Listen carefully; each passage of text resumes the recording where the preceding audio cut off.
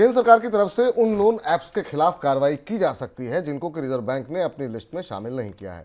गुरुवार को reserve bank governor Shaktikanta Das ने बताया कि केंद्रीय बैंक ने सरकार के साथ लोन ऐप्स की व्हाइट लिस्ट साझा की है। रिजर्व बैंक की तरफ से लिस्ट साझा किए जाने की बात संभावना है कि सरकार उन लोन ऐप्स के खिलाफ कार्रवाई कर सकती है जो कि रिजर्व बैंक की लिस्ट में शामिल नहीं है। सर, ये व्हाइट लिस्ट क्या है और इस व्हाइट लिस्ट में के निकालने के मायने क्या है?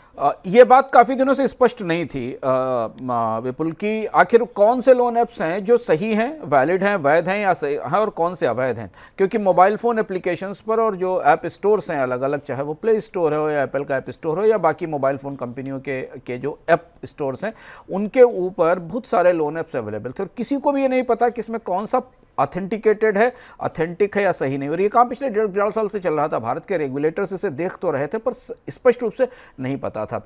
अब रिजर्व बैंक ने अंततः सरकार को एक पूरी सूची सौंपी है। उस सूची को व्हाइट लिस्ट कहा गया। उसमें भारतीय बैंकों, बीएफएसआई और बाकी उन कंपनियों के ऐप्स हैं जिनको रिजर्व बैंक की मंजूरी मिली है। आश्चर्य की बात है कि 1.5 साल लग गया सरकार को यह तय करने में, रेगुलेटर को, कि भारत में कौन से ऐप फर्जी और कौन से ऐप सही हैं लोन की दृष्टि से। यह बेहद चौंकाने वाली बात है। लेकिन अंततः देर आए दुरुस्त तो नहीं आए, क्योंकि इस बीच में भारत में इलीगल लेंडिंग का करीब 700 से 800 मिलियन डॉलर का बाजार तैयार हो गया, सिर्फ इस ढील के कारण कि 1 साल लग गया भारत के रेगुलेटर्स को यह तय करने में कि कौन से लोन ऐप सही है कि नहीं। और अब ये सूची सरकार को दी गई है। सरकार को इसलिए दी गई है क्योंकि मोबाइल कंपनियों से और जो मोबाइल प्लेटफॉर्म्स हैं जहां से ऐप डाउनलोड किए जाते हैं, उन्हें आदेश देने का अधिकार केंद्र सरकार के पास है।